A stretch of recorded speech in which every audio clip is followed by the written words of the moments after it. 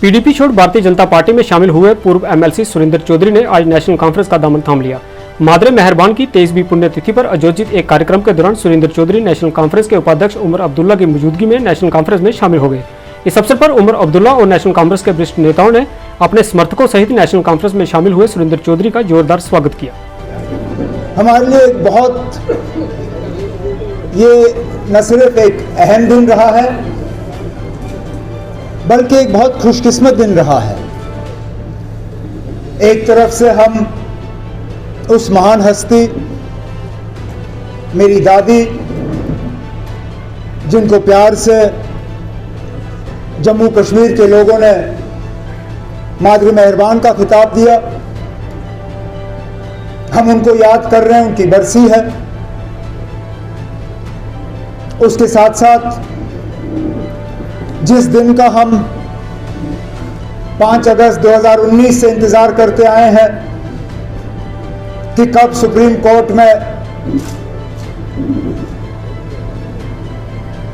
जो केस चलना है उसकी शुरुआत होगी, इत्तेफाक से आज उसकी शुरुआत भी हुई। लेकिन फिर सोने पे सुहागा,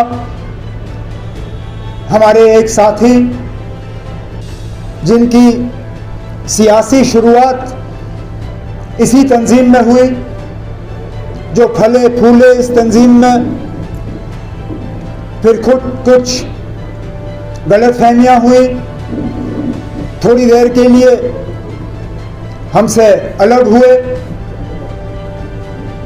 आज दोबारा घर वापस लौटे और नेशनल कॉन्फ्रेंस में दोबारा सुरेंद्र जी ने शमूलियत की।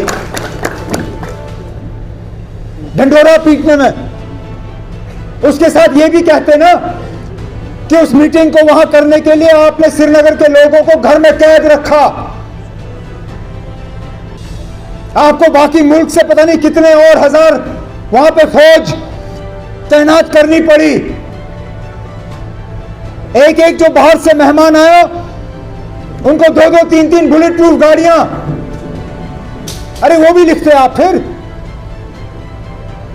आप क्यों नहीं लिखते हो कि जब हमारे बेताज बादशाह इस रियासत के लेफ्टिनेंट गवर्नर साहब एक जगह से दूसरी जगह जाते हैं, 15 मिनट के लिए हमारा रास्ता बंद किया जाता है। मुझे याद है जब मैं घर से सेक्रेटेरिएट जाता था, ट्रैफिक लाइट के सामने मेरी गाड़ी रुकती थी, और ये श्रीनगर की बात, और फिर बत्ती चेंज हो जाती थी, मेरी गाड़ी निकल जाती थी।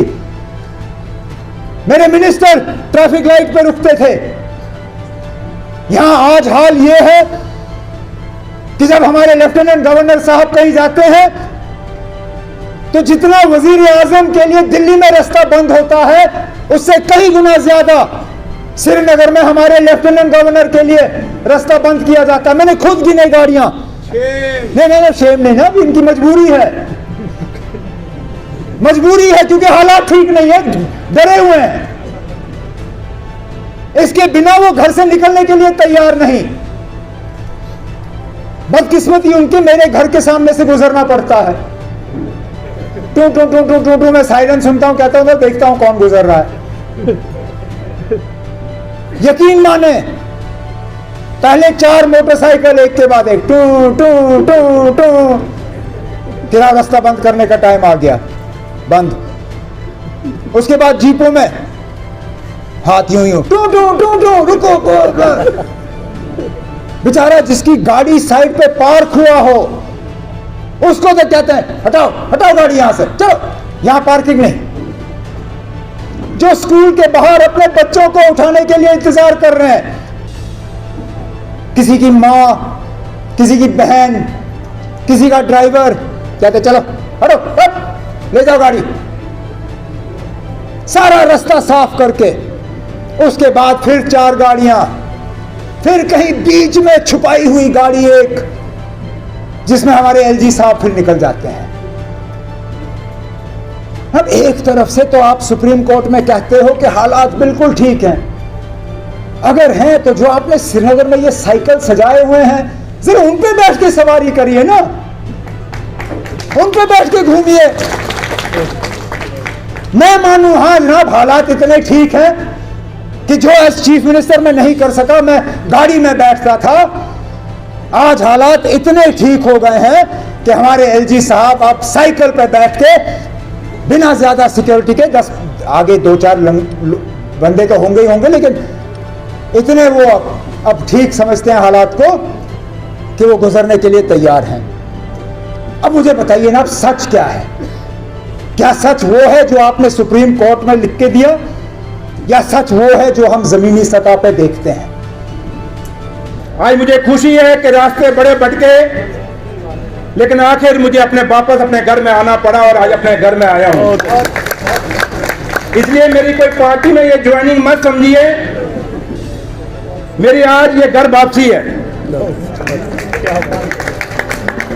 मेरे बुजुर्गों, मेरे नौजवान साथियों, आज 9 साल 2014 के बाद आप ये यहाँ पे एक बड़ा तबसरा सुन रहे हैं। अच्छे दिन, सबका साथ, सबका विकास, सबका विश्वास।